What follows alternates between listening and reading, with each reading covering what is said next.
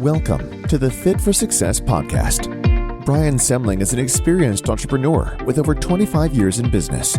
He is the founder and CEO of Blitz Innovation. He has built several brands such as Brian's Toys, a collectible toy business, to several Amazon FBA brands like Strictly Bricks and Clever Creations. His latest adventure is Rovux, a modern athleisure footwear brand which can be found at rovuxfootwear.com. On the podcast, Brian will talk with other entrepreneurs and social media influencers about their entrepreneurial journey, from what it takes to start and run a business to how they may continue to grow their brands and where they see themselves in their businesses in the future. And now, here's your host, Brian Semling. Welcome to the Fit for Success podcast. I'm Brian Semling. Today, our guest is Wesley Jacobs, the founder of Apollo Medical Travel. Welcome, Jacob. Hey, Brian, thank you so much for having me on. It's really good to meet you, get to know you before the show started, and look forward to talking about entrepreneurship. Yeah, so same here. So just would like you just to start out by telling our audience a little bit about you, your business, and how you got started. Okay, fantastic. So my name is Wesley Jacobs. My background is I was an infantry officer. I'm a 2015 graduate of the Virginia Military Institute, got a degree in economics and business. And from there, I went through the infantry officer training pipeline and ended up at Joint Base Lewis McChord, just south of Seattle. And there I was involved in everything that goes into being an infantry officer, everything from Rifle Platoon Leader to Rifle Company Executive Officer, Operations Officer. And it was really great being on the military track. I really enjoyed it, but I started to see all of these different entrepreneurial opportunities that were out there. And one thing that continuously comes up talking about the United States is how expensive our healthcare system is relative to other countries. And as some background in college, I got the opportunity to study abroad at the Australian National University. And I took a health economics course there, and I started to see some comparative economics on like what medical care costs in Australia, what medical care costs in the United States, and what it might cost in Europe, and why those costs were so radically different. And when you're studying outside of your country, you get to take an objective look at things. You get to sort of look at something as a biologist might look at ants, and so you can be a little bit more objective about it when you're a little bit removed from the situation. And it seems like in the United States, working class people and, even up to the middle class, you've got a huge group of people who is underserved by our medical care system. We've got worse medical outcomes in many cases. And it seems like if somebody could just travel into another system, they could get the medical care that they deserve at a much more affordable price. And so my time in the military came to a close. I saw the wars in Afghanistan were winding down. Iraq was winding down. And I wanted to really actively help as many people as I could. And I thought that if I could just make healthcare more accessible, make it more affordable, I could do a lot of good, and I could create a company around that idea. And so in October 2019, I sold all of my things, sold my Jeep Wrangler, which probably hurt the most, and I moved to Cartagena, Colombia. And why Cartagena? Because I found a language school there called Nueva Lengua that had a really great deal on long-term studying. And Colombia has the most neutral Spanish accent. So as opposed to learning English in the Scottish Highlands, it would be better to learn English in maybe New York. And so that was my equivalent, is I wanted to learn an easy to understand business Spanish. And so I went there. And so for 6 months, I spent 20 hours a week studying Spanish in the classroom, a lot of time studying on my own. But I also began to put my business into practice. I hired a virtual assistant. Somebody who I had met while in the Army. I was in the Philippines. I met this person who did virtual assistant work. I hired them to start doing business analysis of medical tourism, how much things cost in different locations, gathering stacks and stacks of contact information, and working on my business plan. And then as everything was coming together, as I was really getting proficient in Spanish. It was March 2020, feeling really good. And all of a sudden, the world shut down. All of a sudden, international travel cratered. And we had 2 weeks to slow the spread. And I was like, okay, 2 weeks, I can do that. No problem. Done. And I have thought it would be 2 weeks to slow the spread for like 20 months now. So at first I was like, oh man, how am I going to build this medical tourism business that is entirely predicated on the ease of crossing international boundaries, while there's so much more friction. There's so much more friction and uncertainty now than ever before. And it is somebody who needs to travel for medical care, Brian, they have to get over the fact that they're leaving the United States and the healthcare system, like the devil we know, for the devil we don't, right? Right. And so when you add layers of uncertainty, like, do I need a PCR test or an antigen test? Will they accept my documents? What's a QR code? And why do I need it? Do I need my records for other kinds of vaccines? And like, those are all legitimate questions because things are changing rapidly across different countries. And even to re-enter the United States now, there are some regulations that are changing. And so it's a disaster. But as I begin to build my network, I realized that, this is a disaster, but this is also a problem that needs to be solved. And that's where entrepreneurs thrive. So I start traveling in 2020 to go knock on doors in different cities in Mexico, in different places in Costa Rica, in different places in Colombia. And I say, hey, international travel is bad right now. I know that your business relies on international travelers to get some of your larger procedures to move your business forward. And I know that that's cratered right now, but it won't always be bad. And I'm here to help. And here's how.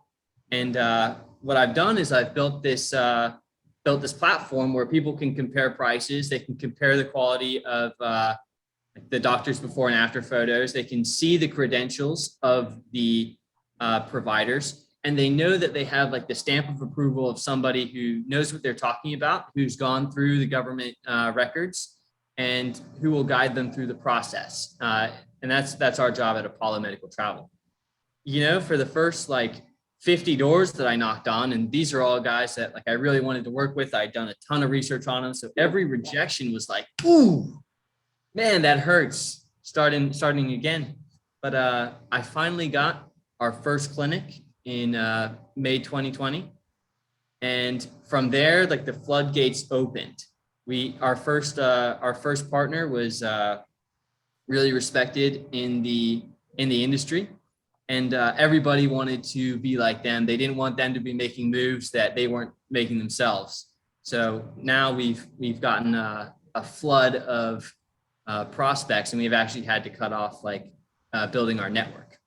But that was the hidden opportunity in COVID. And now as we face consumers with all of these new variants, the Delta variant set us back a few months. The Omicron variant set us back a few months. And who knows what's on the horizon, but we're building quietly. We feel like we're in our little cocoon. And as international travel opens back up, then we're going to start investing in paid ads. We're going to open up the floodgates and get a lot of people who've been putting off very expensive care. Yeah. We're going to get them into the clinics as things open up. What's a really good background of how you got from the military to where you're at today. I want to thank you for your service, by the way. I appreciate that, Brian. And it sounds like the military probably, at least directly, if not indirectly, if not directly, kind of prepared you for some of what you're doing now, just like that stick-to-itiveness and persistence to keep going, like knocking on those 50 doors. There's also for sure that entrepreneurial aspect of you have that dream and you're not willing to let it die that easily, but it's tough to hear no 50 times in a row, right? And it was probably right. In the bigger picture, the timing might not have been that bad, but at that particular time for your 50 first knocks, your timing was probably really bad because they might have been willing or interested to talk to you, but at that time, everyone's holed up at home, like you said, slow the spread. And so probably part of the reason you got no's is because they probably didn't want to talk to you. And not personally, they just didn't want to talk to anybody. It wasn't a time to take on like new business opportunities. It was a time to hunker down and, just survive basically. And so you made it through basically. You got to the other side of a yes. And it sounds like that then was, like you said, opened kind of the floodgates to everything else. So that's congratulations on sticking with adapting and sticking with the plan to persevere and keep going. So that's good. So you've already talked through some of the challenges that you faced, getting started and, to where you're at. Let's talk about some of the, so after that initial period, we obviously had to line up clinics. Were you able to get, when were customers willing to start traveling basically? So first you had to get the clinics lined up, but patients, customers, clients, for a while, they probably weren't able to or not interested in traveling. So when did that kind of start to change? So we heard in May 2020, you started lining up your first clinic. When did patients start taking advantage of your platform? Yeah, so that's a really good question. And the first patient that we had came to us in July. So we got May, June, and then July, and it was through Facebook. And at that time, we had something like 83 followers on Facebook. I never met this person, not even in my sort of geographic circles. Saw us on Facebook and booked an appointment for us with us in Los Algodones, Mexico, which is just across the border from Yuma, Arizona. And they flew down from New York. This was patient one. Yeah. And made sure to take really good care of him. He got the care he needed and was on his way. So that was our first patient. And we, from there, started doing some different things to experiment and see how during this pandemic, we can get people traveling abroad for medical care. So we tried Facebook ads, Bing ads, Google ads, trying to fill our own pipeline. And I think now in 2020, 2021, as we come to the end of 2021, it's easy to forget how bad the pandemic was at first. How much more fearful people were, how little we knew, how scared people were to go kill grandma when they came home, things like that.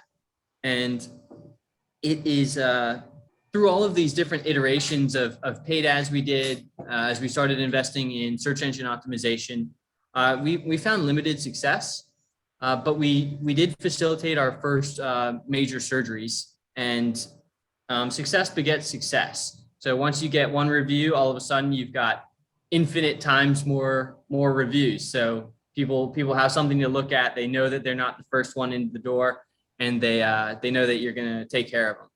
And a trickle becomes a flood, right? And people start talking to their friends, and people start talking to saying, hey, mom, you should go get some dental care. I got it. Wes took care of me. I know you've been putting this off for a long time. Saved a lot of money, right? So yeah, you save a lot of money, but it's the friction is always highest at the start. Yeah. And I'm not saying it's gone away for us. For sure, it has not. And these variants are setbacks. But once you get the first, there's more to come.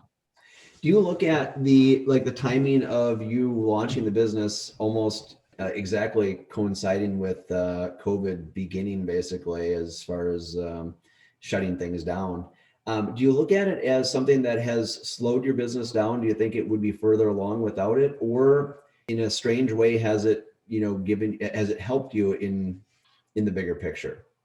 Well, as an infantry officer, you have to be resilient in the face of setbacks, right? And as a business owner, it's very much the same. You have to keep pushing. You have to make the best of the hand that you've got. And I do think that I think economically, it's hard to argue that we wouldn't be further along if it was easier to travel. And the industry as a whole, as I look around at my competitors and my peers in this space, there are some estimates that say that medical tourism is down 90% at the moment. That's a lot. That's just a lot. That's a lot. So it's hard to argue that we wouldn't be further along. But what are we doing to make sure that we can leap forward as things open back up internationally. We've invested a lot of time building our website and our platform. I've learned a lot of skills that maybe I wouldn't have had the opportunity to had I just been facilitating patients. It may have helped you given you time to lay a stronger foundation, a different type of foundation, which could be a good thing, right?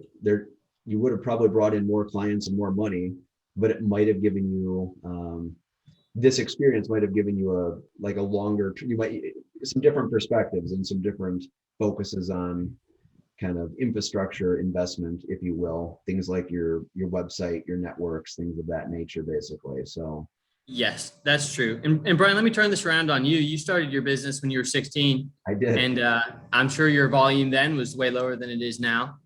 And the things that you learned as you built your business as a 16-year-old and had your first customers and maybe had your first returns or maybe your first bad review, I don't know. But it's way easier to pivot and learn and adjust your standard operating procedures at a small scale than it is at a big scale. Because if you have one crisis at a time, it's way easier to improvise, adapt, and overcome than if you're facing multiple crises on multiple fronts. Right. And in healthcare, we don't get second chances in healthcare. The stakes are very high because even with something that seems very safe, like dental care, it's possible for there to be complications that can result in things including infection, even death in dental care, especially with the major surgery in your face. And so we take that very seriously. And by facilitating a few patients at a time now, maybe we'll be better able to serve a lot of patients in the future. Yeah, that makes sense. So shifting gears, what are some of the mistakes? Obviously, largely you played the hand you were dealt and you couldn't control that, but what are things that you've done? What are some mistakes that you've made along the way? So you've been working at this, year and a half, 2 years, maybe a little longer. What are some things that you would do differently if you could go back and how they worked out at this point? Well, I think I am slow to ask for help. I am slow to face a problem. And I think I'm very proud to be like a go-getter and a problem solver. And I think a lot of entrepreneurs are like that. Sure. And if I could do something over is I would solicit more feedback from entrepreneurs like 3 or 5 years ahead of me, rather than like the 20-year veteran of entrepreneurship who's got a lot of success under their belt. I would seek more mentorship from people 3 to 5 years ahead of me in the pipeline, because I would make mistakes. Like one thing that I found about myself is I'm really good at doing what I'm trained to do. Like in the Army, I knew what to expect of certain subordinate leaders doing certain tasks. So I know what a weapons squad needs to do. I know what a rifle squad needs to do. And as you transition to the business world, it's harder to understand what a search engine optimization professional needs to do, or somebody helping you with your Facebook ads needs to do to like truly be good at their job. Yeah. And by not being fully capable of doing that double check, it exposes you to doing things badly or doing things wrong or being inefficient or spending more on ads than you're going to get back. And that's sort of an experience we had. And during this like downtime, essentially, I've tried to focus on learning enough to like a lower intermediate level about search engine optimization, about Facebook ads, about about the user experience and the user interface on the site. All of these things a professional can do way better than me, but now I'm able to manage like contractors. What are some misconceptions that people might have about owning a business or starting a business? Things that, what would be some misconceptions that people might have? Well, I think some misconceptions about entrepreneurship is that it's very stylish, or it's very popular to be an entrepreneur right now because there's all kinds of influencers. You got Grant Cardone showing off of his plane, or Gary Vee telling everybody to pursue their dreams. And as an entrepreneur, you take basically regardless of what industry you go into, except for like a small portion, you take a pretty big financial haircut at first. as you try to figure things out. And it's only many years down the road when your business begins to accumulate, your skills begin to accumulate, your relationships and your capacities accumulate, and you start to see more returns than your peers. And so as an infantry officer, one thing I struggle with is seeing my friends transition to really good paying jobs at Google or Amazon or Facebook, and thinking about what their pay scale was. And as I'm building this business, it's like, hey man, I can pay the rent, and that's it for a while. Got to eat your rice and beans for a while. And I think a misconception people have is that it's going to be easy. You're not going to have a boss. You're not going to have all of these things, but you really have to grind for a long time. Yeah, with that goal, that dream of growing something bigger than yourself, and eventually, hopefully, you make a lot of money. But there's more to it than that, right? I mean, there's the purpose of, you certainly get to control your own destiny, but that includes the possibility of failure or perhaps not the level of success that a friend might have going to work at Amazon or Google if it doesn't work out well, right? So there's an investment period basically, and it can be challenging, right? So yes. Brian, do you mind if I take 1 second to just talk about a really valuable exercise? Of course, go ahead. For that. There's an author who made this famous named Tim Ferriss, and the exercise is fear setting. So one thing that causes paralysis for people to act is not properly taking into account and then adjusting for certain risks that they face. And so in a fear setting exercise, you talk about something that you're potentially going to invest your time in.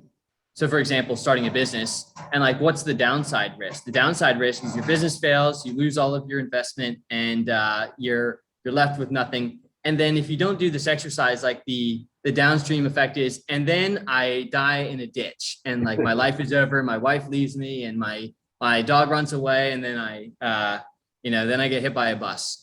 But like, really, if you do this exercise, you just say, hey, I want to start a business. The worst thing that can happen is my business can fail and I can lose my investment.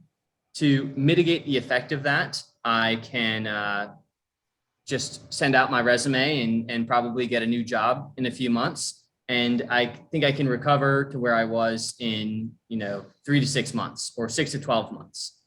And I think that fear setting exercise helps me a lot as I continue down this entrepreneurship path, because when something like Omicron comes out, I'm like, oh my gosh, Omicron, everything's over. It's all over. No. But what I can do is I can put in my column, like, Omicron destroys my business. Okay, well, what can I do about that? Like, I can experiment with paid ads. I can experiment with SEO and hope that works. If my business craters, I can go work at Amazon or Google or Facebook. I'm sure those opportunities are still open to me, and like, I can be back on my feet in a year. And so, yeah, I think fear setting has been like a really, really powerful tool. And I appreciate you letting me go on that tangent. Yeah, no problem. And just to kind of add to that, as you are liking that, let's say that worst case scenario situation, you're also you're learning a lot, right? So you might arguably be, whether it be personally or actually for a potential employer, you're adding value basically. Like, you're having experiences, you're learning things, which, so there's more to it than just that you can go get that job in a year. You might be more valuable in that job in a year too, right? So it isn't to say that it's, so there's a lot to be, like, regardless of how things work out, and we certainly hope that they go very well, you learn a tremendous amount, and probably more so than you could learn I don't say any other way, literally, but in general, any other way, right? Like, you're kind of forced to learn a lot quickly. So, yes, or else. Yeah, exactly. So shifting gears here, how do you incorporate living a healthy lifestyle and fitness into your life?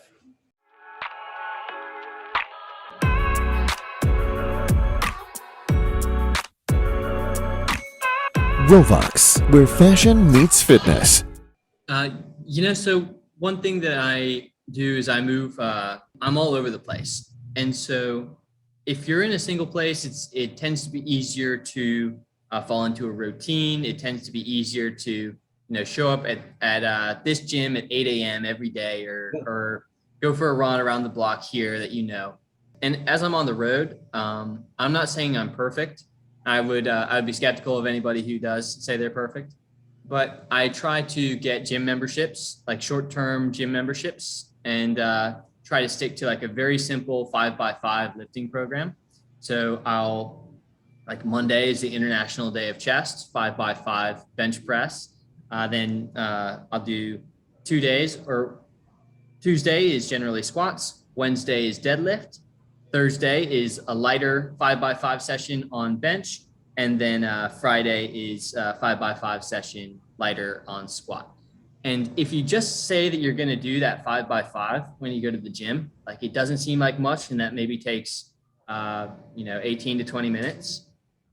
I always find myself staying in the gym because I enjoy it, staying in the gym, doing exercises around the core lift of the day, and it gets me out the door. Good. Glad to hear that kind of a regular, and I think it's important to have like that good habit, if you will, and routine.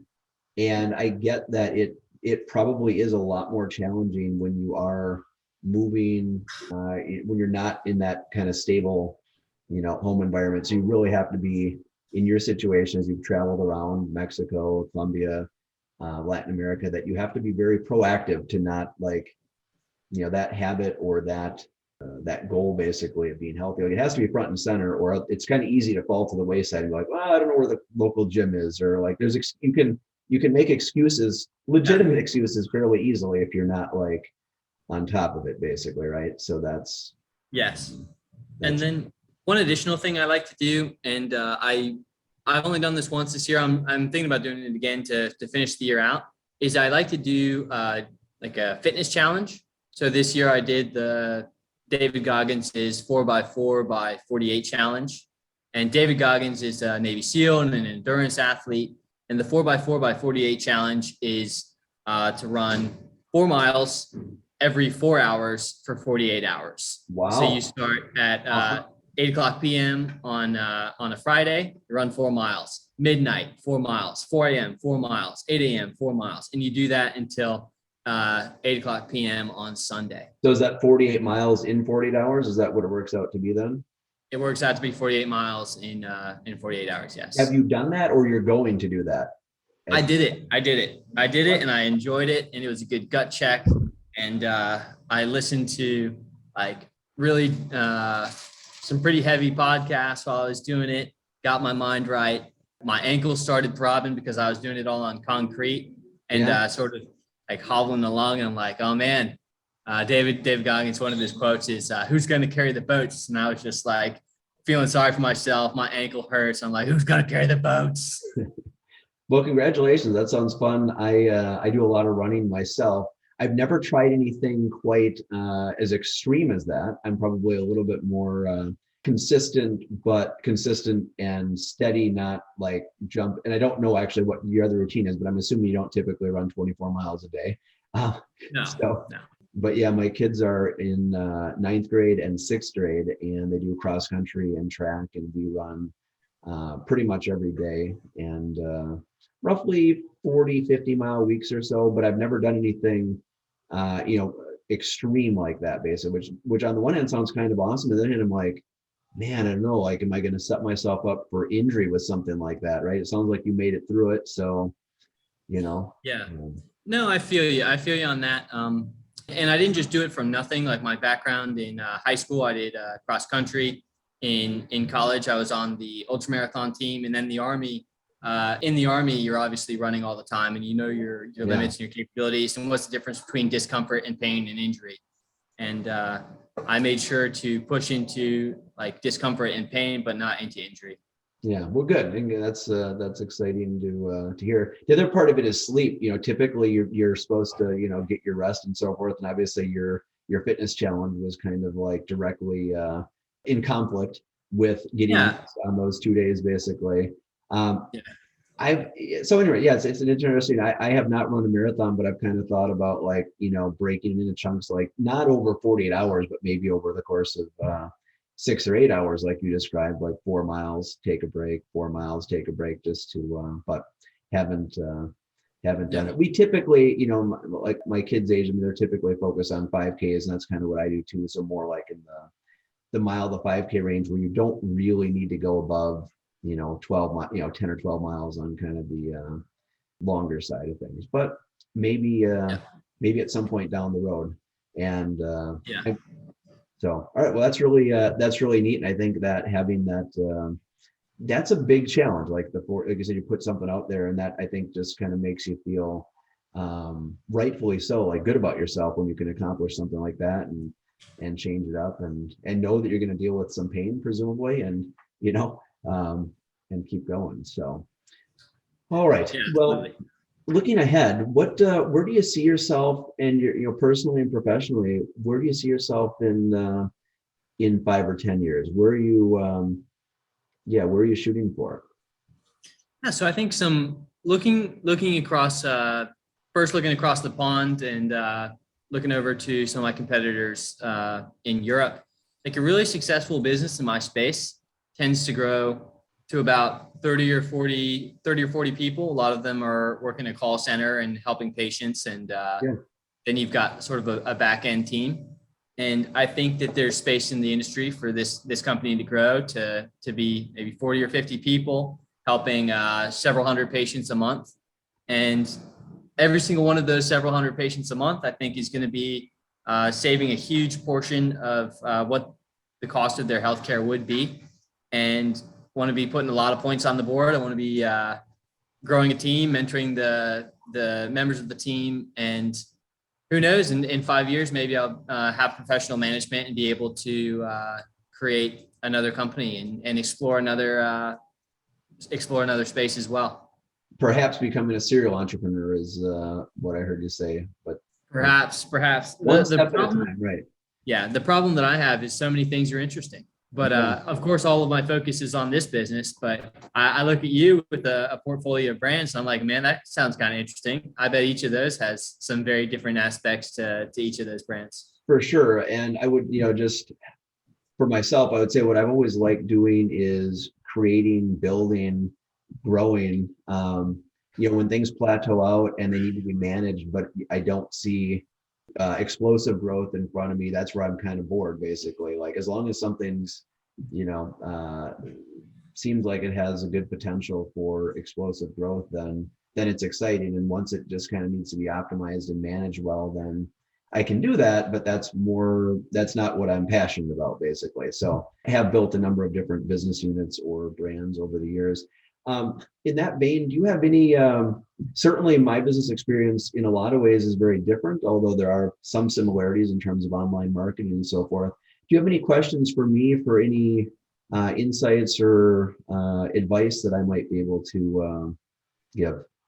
Yeah, I guess when you hit a roadblock that you're not equipped to solve for whatever reason, be it like maybe it's a legal problem or a technical problem, what's your process of finding somebody who can help you with that? It's a good question. And I think that what comes to mind is, on the one hand, just the anonymous Google search, and on the other hand, the phone a friend option of, checking with my kind of network of personal or perhaps business friends to ask how they've dealt with a similar situation in the past. So I think it probably depends on how important it is in terms of which direction, but you can certainly, those would probably be my two answers of kind of like, kind of beginning that Google search and also reaching out to people that I know to ask for help. Interesting. Yeah. Do you participate in any conferences or like business incubator groups, anything along those lines? Conferences I've gone to typically different Amazon seller or online seller conferences. The Prosper Show is one that's been out in Las Vegas. But so I probably attended various conferences like that, typically 1 or 2 a year over the last 10 years or so. As far as business, and I wouldn't say they're specifically business incubator, but I would say they do tend to be very entrepreneurial with most of the sellers in those spaces were, relatively small companies, basically. And so, I have found them very helpful. And, half of it is probably networking and meeting with people who are kind of in your space. I mean, for example, in my space, it would be selling online products, not necessarily like the same product, or, but you'd have a lot of overlap and commonality. And then the other half would be the, just the content of the conference, where they would cover everything from, tax to sales growth to future trends or what have you. So yeah, I would say I always found good value in, attending a kind of industry specific 2-3 day type of a conference. And you certainly can do those online too, although the ones I attended were in person, and definitely felt like they were the right ones, were good value. Looking in your space, I'm not sure. I suppose it would be something. Are you aware of any in your space that are specific to kind of the online, virtual, medical? Certainly there's online seller conferences, and in a certain sense, you're an online seller, but you're also very specific to, medical services. So yeah, it's interesting because there's not it's a much smaller industry than e-commerce, for instance. But we find each other. We found each other on Clubhouse when that was sort of taking the world by storm. We find each other on LinkedIn. We find each other for like virtual coffees, things like that. But as far as like the big conferences go, they're in the medical tourism space. They're conferences that are typically organized by governments. So Malaysia, for instance, had a big medical tourism conference recently. Mexico has one, but it's right now all of that is pushed off because the industry is in sort of disarray at the moment. It's interesting, as you mentioned the disarray, that it is like business being down 90% is definitely a challenge financially. But it also strikes me, as you use that word disarray, I think that creates a particular opportunity for somebody who is small and starting and nimble, basically, to, and that's just at a very high level, right? So I don't have particular. I agree with you. But I think that once you figure out exactly what you're, you kind of perfect your process and your system, like you have a chance to kind of set that foundation at the point that the world is at today, rather than where it was 3 years ago or 5 years ago. And to potentially really launch and scale from that newer point, perhaps more easily than competitors, because you don't have one foot in the past and, trying to put the other foot into the future. So definitely a risk there, but it seems like when I see an environment that's changing, or like use the word disarray, like I tend to think of that myself as opportunity, because I tend to think that I'm going to be able to, put, work a little bit harder, be a little bit more creative, be a little bit more innovative than the next guy. And I think that's, you've spent a couple of years working as, I think those are so strong opportunities for you. But you do need revenue. You do need to get to tomorrow before you can get to 5 years from now, basically. And it sounds like things are coming back, but still challenging. Like you said, like we've got these kind of ongoing delays, new variants, things that pose, potential challenges. So, yes, one way I do mitigate that and buy myself time is spending a lot of time here in Latin America. When I'm in Colombia, my rent is $300 a month. Yeah, and I can do that all day. I can do that all day. So we're going to be here as the world opens back up, and we're going to we're perfecting our systems a little bit more every day. Have you ever read Atomic Habits by James Clear, or are you familiar with the concept of like 1% better every day? I am not. I don't think so. Go ahead. So in his book Atomic Habits, James Clear talks about the accumulation of marginal gains, and like the primary case study in the book is the British cycling team as they get ready for the Tour de France. And you can't say work harder, you can't say like eat better. Like these things are all like, these are professional athletes. That's what they're doing. But what they started doing is like, how can we get our athletes to sleep 1% better? And like they started bringing their pillows on the road, and then they started putting their mattresses in a U-Haul, and they looked at every component of their bike and like, what can we do to make the bike 1% better in this aspect, 1% more aerodynamic, 1% better at braking. And if you can accumulate these marginal gains, you get some extraordinary results.